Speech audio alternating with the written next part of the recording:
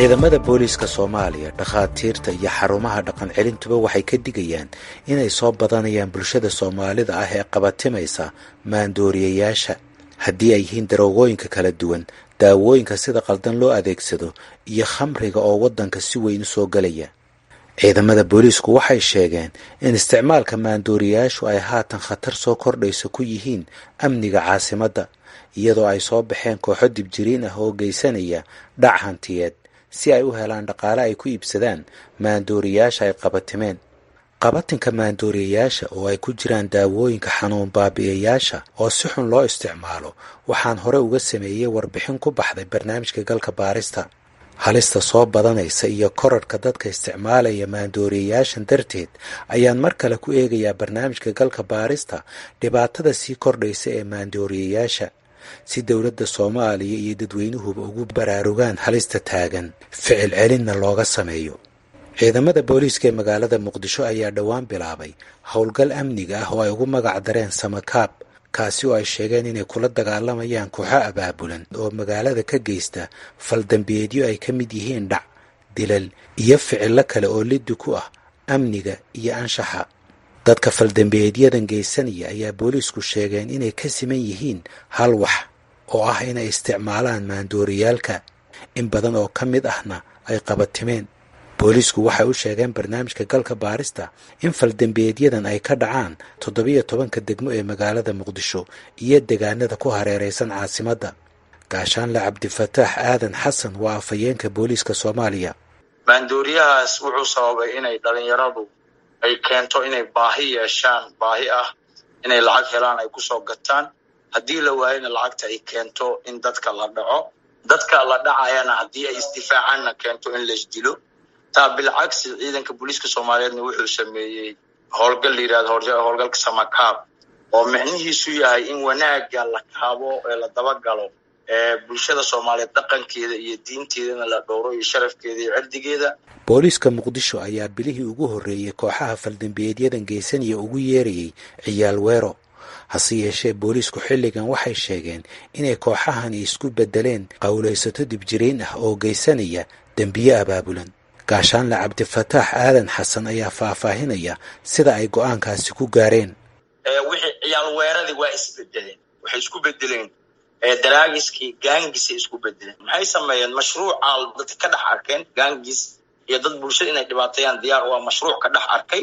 mashruucii wuxuu sameeyey marka inay baangada loo soo iibiyo, toosas loo soo iibiyo, la maalgeliyo la yiraahdo degmihii la caawo bajaajada maraayo dhan dadka saaran moobeelada laga qaado hala dejiyo hala garaaco. wixii ay soo garaacaan intii laga aruuriyo kaliya loo keeno kaniini iyo xashiish, idaad qof walba kaniinigiisa waa kana, xashiishkiisa waa kana. ciyaal weeradii marka waxaa isticmaalay gaangisyadii ay isticmaalayeen ciyaal weeradii waxaa ka dhex dhashay ciyaalkii dhexdooda gaangis kale oo kuwii kasoo horjeeda oo ayagana la awal xashiishkii la siinayo way aqliyeysteen, way ka koreen. marka annaga aan koox samaysano waxayna annaga aan gadana moobeeladeen ayaga yaa iska soo horjeesta. marka labadii gaangis inay isku weeraraan oo aagan ha soo gelin, anaa haysta aagan ha soo gelin. filinkaasuu kusoo bilowday ilaa ultim uu u dhammaaday in gaangiskii ay ku biiraan rag hubaysanba oo ay yidhahdaan moobeelada anagaan la qaadayna, qoryo lasoo raadiyo, qoryo lasoo gato ama la keeno, hub la keensado, hub la isticmaalo, bulshadii xoolooda lagu dhaco. booliiska ayaa u sheegay galka baarista in sababta ugu weyn ee kooxahan ku riixaysa inay raadiyaan dhaqaale inay tahay inay ku iibsadaan maandooriyayaal ay ku khafiifiyaan hamuunta haysa. maandooriyaashan ayaa isugu jira kuwa xuduudaha si sharci darro ah uga soo gala iyo kuwa si sharci ah loo soo geliyay waddanka balse si qaldan loo isticmaalo. maandooriyaasha sida xun loo isticmaalo waxaa ka mid ah kuwa la isku qaso oo ay ka soo baxaan maandooriyaal ka halis badan kuwa asalkooda ay ka soo jeedaan. booliisku waxay sheegeen oo kale in qaar ka mid ah dadka qabatimay maandooriyaasha ay yihiin carruur, kuwaasi oo qaarkood cisbitaalada lagu daweynayo. Dr. Cabdirasaaq Yuusuf Axmed Jalaaludiin waa agaasimaha cisbitaalka Martiini. waxa uu ka mid yahay dhakhaatiirta sida dhow ula socotay dhibaatooyinka sii kordhaya ee maandooriyaashu ay ku hayaan bulshada Soomaalida dhexdeeda. daawooyinka oo afka qalaad lagu dhaho narcotics iyo psychotropic drugs waxaa aad u isticmaalo dhalinyarada da'dooda ay ka yar tahay 30 sano ama 25 sano xataa hadda. dhalinyarada ku jira da'da teenage-ka ee iskuulada dugsiga sare dhameynaya iyo sanadaha jaamacadaha ku jira iyo kuwa la da'da ah ayaa aad ugu badan inta annaga aan aragnay khibrad ahaan iyo isbitaalkan iyo isbitaallo kaleba ku aragna waxaa u badan dhalinyarada noocaas oo isticmaala lana qabatimay dawooyinka narcoticska la dhaho iyo psychotropics oo dawooyin maanka dooriya ee qof kale maskax ahaan khatar geliya oo maxaa la lahaayay adduunkana looga yaqaano dawooyinka controlling drugs la lahaa dawooyinka la control ama kuwa la mamnuuca la yiraahdo marka dhalinyarada u badan wiilal iyo gabdho marka la wiilasha aad ugu badan inkastoo gabdho isticmaalan jiraan laakiin dhalinyarada oo wiilasha ah oo ragga ah ama male-ka ah ayaa u badan labka waa gartay marka maxay ugu bateen dhalinyarada ama jaamacadda dhiganaya ama soo qalin jebiya ama heerkaas jooga horta dawooyinkan marka ugu horeyso waxaa loo isticmaalaa oo caafimaad ahaan indicationkooda uu yahay kuwa baabi'iya xanuunka maskaxdana la falgara gaar ahaan central nervous systemka qofka markuu isticmaalayo waxay gelinayaan dareen farxad iyo dareen rajo ah iyo dareen dhalinyarada markaa la sheekaysta waxay ku leeyihin waxaan ku noqonayaa faxfax ereygaasi aad u isticmaalaan waxaana keena asbaabta uu qofku inuu u iisho ama uu maciin bido dawooyinka noocan keenta aaday u badan yihiin asbaab bulsho ayaa u badan oo ah asbaabta dhaqaale xumo shaqo la'aan burbur bulsho duruufta magaalada ka hareeraysan stress qofka ku hareeraysan noloshiisa ayaa waxaa keenaysa inuu maciin bido ama garab ka raadiyo inuu isticmaalo dawada noocan ah dawooyinka marka noocaana marka la isticmaalo khatarta ugu weyn oo ay leeyahay waxaa waaye qofka wuu la qabatimayaa waxayna gelinayaan marxalad kooban oo ah inuu aad maskaxdiisa ay u dareen farxadeed u galo dheecaan waxaa jira dopamine la yidhaha dopaminka lasoo daaya qaarkood la falgala marka uu very high jir ku noqdo qofku intuu isticmaalayo waa active waa qof dareenkiisa fiican yahay waa farxad badan yahay waa baari waa deeqsi waa maxaa la yidhahdaa marka moodkaas farxadda ah ayay dhalinyarada ka raadinayaan waana wax temporary ah marka ay jirkiisa ka baxdana wuxuu ku khasban yahay inuu daawada raadiyo sidii qofkaas oo khiyaaliga ah uu ku noqday uu u noqdo marka duruufta dhalinyarada u keento waxay u badan tahay duruuf bulsho iyo duruuf dhaqaale iyo duruuf laga yaabay inay jirto duruuf caafimaad oo u keeni karto marka hore aan la ogaan caafimaadka dhimirka wuxuu u baahan yahay qofka in lala socdo stagekiisa marka waxaa dhici karta in early stage oo depression ah ayagoo maraya aan la ogaanin oo maskaxda ay jiro ka jirto markii ugu dambeysana duruuftaas caafimaad ay u keento marka duruuftaas bulsho iyo midaas dhaqan iyo dhaqaale ah iyo dawooyinka qaarkood dhalinyarada isticmaasho waxaa waa dhalinyarada sportiska sida tramadolka iyo betadine iyo morphine oo laisku yiraahdo opioids maadaama ay banooni ciyaarayaan dagaa ay galayaan xanuunka si ay uga hortagaan darteed waxay qaadanayaan tramadolkuna marka xanuunka ayuu markaas ka baabi'inayaa at the same time wuxuu u keenayaa wax la yidhaahdo addiction ama la qabatin qofka asigoo u isticmaalaya arrin sportis oo aqoon darri ee u geysay farmashi ama meel intuu tagay uu ka qaatay waxaa ka dhalanaysa inuu la qabatimo oo stageka koowaad uu gaaray inuu kaniini qaato marka labaad cirbad marka saddexaad waxaan arkay qof jaban lafta dheer ay jaban tahay aanan ogeyn inay jaban tahay sababtoo ah tramadol habeenimo aan la isticmaala xanuunka laftaas way muujisay isbitaalka markii lasoo jiifiyo inuu jaban yahay la arko ala weydiinaya ilaa subax galab habeen wuxuu isticmaalaa tramadol waaya marka dhibaatooyinkani waa kuwo caalamiya wadamo kala duwan bay ka jiraan maxaa u gaara soomaaliya waxaa u gaara waa inaan dawooyinkaas la kontrooli waana waxa ugu naxdinta badan waa in sida bariiska iyo baastada iyo bagaashka suuqa looga iibsada looga heli karo waxa soomaaliya u gaarka ah waxaa waa inaan la ogeyn laguna baraarugsanayn baaxadda ay arrintan dhallinyaradeena ku leedahay iyo khatarta caafimaad maskax bulsho ee dhallinyaradeena kusoo food leh waxaa kaloo soomaaliya u gaar ah waxa waaye in lagu isticmaalayo meelihii loogu talagalay dadka looga wacyigeliyo iskuuladii jaamacadihii xarumihii caafimaadka shaqaalihii caafimaadka inay qaarkood yihiin dad addictionkaas qaba waaye macnaha wax soomaaliya u gaarka ah waa taas marka sidee maxaa u suura geliyay inay helaan sidee bay ugu suurta gashaa inay helaan waxay ugu suurta gashaa horta waa laga ganacsadaa wadankana aadaa loo keenaa meel kasta ayay kasoo galaan wadamo badan oo adduunka ah ama wadan kasto haddii loo marka soomaaliya laga reebo dawooyinka qaarkood hadda kaniinigan la dhahayo berigablin oo ay dhalinyaradu aada u isticmaalaan robinol oo kale sharoobo la yidhaahdo kodayiin so many narcotic drugs oo tiro badan oo Soomaaliya qofku hadduu waalanayo xataa kama helayo farmashi in isbitaalka uu jiifto mooyaane Soomaaliya hadda daa'imaato waxaad ka helaysaa kabarka jaadka macnaha farmashiga ka helay kabarka ka helaysaa dukaanka lagu iibinayo bagaashka ka helay aada loo keenaa loo ganacsadaa ganacsataduna way ogyihiin in dhalinyarada addicted ku yihiin marka ayagu waxay fiiriyaan manfaacada dadka iyo ma fiirin maslaxada jeebkooda iyo dhaqaalaha kasoo koraysaa keeno laguma baraarugsana dekeday kasoo degaan airportkay kasoo degaan dhulkay ku imaadaan yani markii ugu horreysay wadamada dariska aad looga keeni jiray laakiin hadda waxaa arkaysaa oo leafletskeena ahayna in meelo fogfog laga keeno Qubrus, Bangladesh, China, mararka qaarkood Yurub xataa laga keeno Soomaaliya lasoo gaarsiiyo. dad baa u dhintaa tiri intee bay leeyihiin dadka u dhinta anaga hadda intaan ka warqabno isbitaalkeena aan ku aragnay 3-4 bilood ugu dambeysay 3 kiis ahayna oo ay mid dumar tahay 2 rag yihiin wiilana aad u garanayo weliba bulshada ku aqaanay waxaa gurigiisa laga soo qaaday isagoo dawo la dhaho betadine doos aad u badan ka isticmaalay yani in person aan u aqaan aniga Cabdirasaaq ahaan wiilkan isbitaalkaana lagu keenay markaan baarnayn wuxuu ahaa dawooyinka buu aad u isticmaalay kaliyaha fashilmay creatiniintiisa cirka ku dhaganeed 3-4 maalin markuu isbitaalka joogana waa dhintay maxaa yeelay aad u doos badan dawooyin u isticmaalay dhowr mar oo horena isbitaal waa la geeyay laakiin aakhirka ku imaaday dhimashana keentay dhimasho weliba dhalinyarada dadkaas hadda aan kuu sheegayo da'dooda waa 24 sano ka wada yartahay kulli 24 jir ilaa 19 jir ay u dhexeeyaan macnaha waa dhalinyaro waqtigii ugu fiicnaayeen oo ay bulshada wax tari lahaayeen ku jiray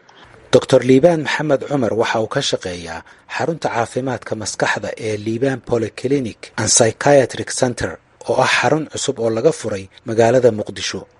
qaabilsan cudurrada guud iyo daaweynta cudurrada dhimirka waxa uu galka baarista u sheegay inaan shaki ku jirin inuu xiriir toos ah ka dhaxeeyo faldambiyeedyada ay booliisku soo tabinayaan iyo isticmaalka soo badanaya ee maandooriyayaasha 100% isticmaalka daroogada qayb weyn ka tahay ficilada burcadnimada ama criminality-ga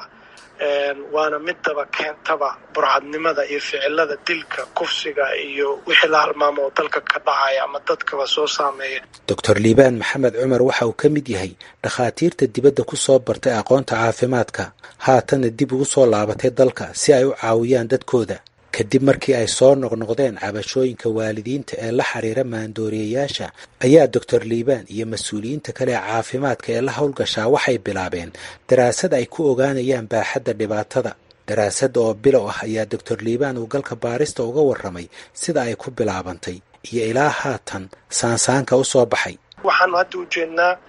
saameynta ugu badan inay tahay dhinaca dhalinyarada oo dhinac walba ah dhinaca iskuulada dhinacii professionka shaqaalaha dhinaca booliiska dhinaca militariga amniga guud ahaan meel walbo ay dhalinyaradu qayb walba ay ku jiraan inay saameyn ku leedahay hab dhaqanka nolosha ee dhinac walbaba bulshada waxa ka dhacaya hadda da'da ugu yara isticmaasha waa da'dee hadda ma sheegi karno waa too early marka way ku jirtaa su'aalahaas statistican hadda annaga aanu ka bilowna da'da 13 sano ilaa 28 sano intaas hadda aanu xooga saarnay inaan ogaano marka waad aragteen dad 13 jir oo daroogooyinkan maandooriyaashan isticmaalay طبعا وسوقا iyo jidadka markaad marayso waa arkaysaa dhalinyaro yar ilmo yar oo isticmaalaya maaragtay ama noqoto EVda maaragtay opiatkii ama noqoto dhinacan koolada noqoto marka way jirtaa si caam ah in jidadka qaarkood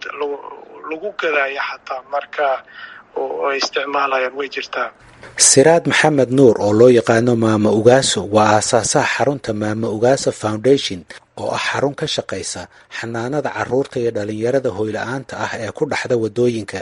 xarunteeda waxaa la furay bishii November 2020 waxaana hawshu ay ku bilaabantay 10 carruur ah haatanse waxaa ku jira in ka badan 80 carruur ah oo jidadka laga soo xareeyay kuwaasi oo da'doodu u dhaxayso 8 sano ilaa 17 sano waxaana dhammaantood loo keenay arrimo la xiriira isticmaalka maandooriyayaasha marka laga reebo 3 qof oo ay ehelkoodu keeneen dhalinyaradaas waxaan kasoo wadaa dariiqa waxaan wadanka waxaan kusoo guriya naqday 2017 ayagaasaan saaxiib la naqda qaar ka mid ah wadooyinka muqdisho dhinaca number 4 marka meeshoodan ku caawi jiro dhar huudhay iyo kabo iyo agabkaasaan u geey jiray iyo raashin markii dambana waxaan ilaahay weydiistay in aan dhiso meel aan ku xanaaneeyo maadaama ay guri la'aan baan ay hayso oo aysan hoy lahayn oo derbigaas taageen habeen iyo maalin. dhammaantood carruurtu ma wada dad waalidkood dhinteenba mise way isku jir? waa isku jiraan qaar waalidkood hooyadii aabihiyaa dhintay qaar hooyadiyaa dhimatay qaar labadaba waa nool yihiin. ilmaha aan haayo waxa ugu badan waa ilmaha barakacayaasha kaamamka marka reerkii kaamay ku jirtaa iyo kala tag reerkii waa kala tageen maamadii 7 carruur haysato ama 8 ama ayadaa dhahayso ama asigaa dhahay ma hooy caseeyaa noqonaya ama baawuran soo dhaqaaya meeshaasaa waxaa jooga rag ku shaqaysta ilmaha raggaasaa marka maanduuriyaha barbadana. raggaas maxay yihiin maxay ka shaqeeyaan xagee ka helaan? raggaas waa iyagana rag maxay ahayd ku koray meesha maanduuriyay ku koreenba waa dad ayagoo yaryar soo galay oo ku weynaada oo ku koray oo gado waxay gadaan maanduuriyayba gadaan marka ilmaha waa ku shaqeeyaan ilmaha waa barayaan waana ku shaqeynaa ilmuhu waa kala actiifidsan yihiin oo kala karti iyo u badan yihiin waa kala qaybinayaan waxay u kala qaybaan midka orodka tafku ah waxaa loo diraa inuu wax dafo midka guryaha koritaankooda tafku waxaa loo diraa inuu guryaha koro oo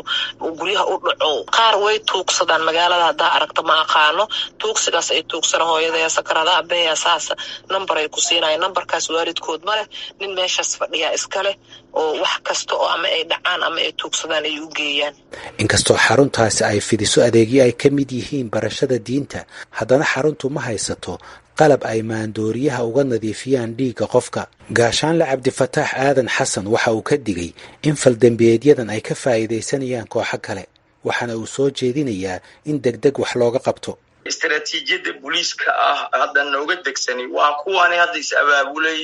abaabulan inaan si toos ah uga hortagno oo operationka samakab u samayna si looga hortago markii kuwa taagani aan burburino ee aan ka adkaano kadib in la sameeyo isku xir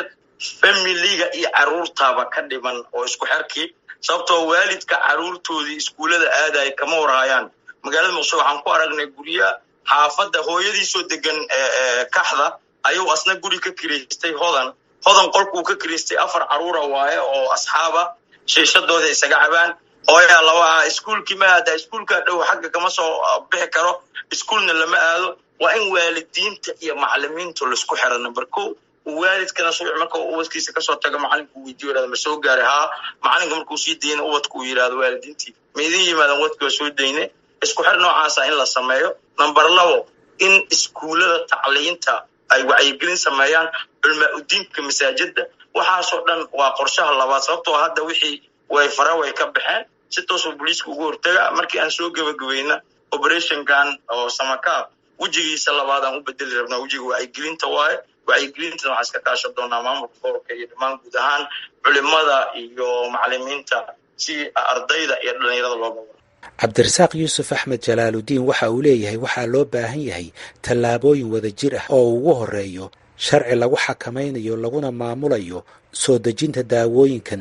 horta waa arrin mas-uuliyad wadareed horta marka ugu horeyso la rabo in laga bilaabo meesha la rabo in laga bilaabo waa in dawooyinka wadanka laga mamnuuco aysan soo gelin. sharciga lagu mamnuuci lahaa baarlamaanku yaala baarlamaanka hore ma uusan ansixinin waa in baarlamaankan uu ansixiyaa ay jirta hay-ad kontaroosha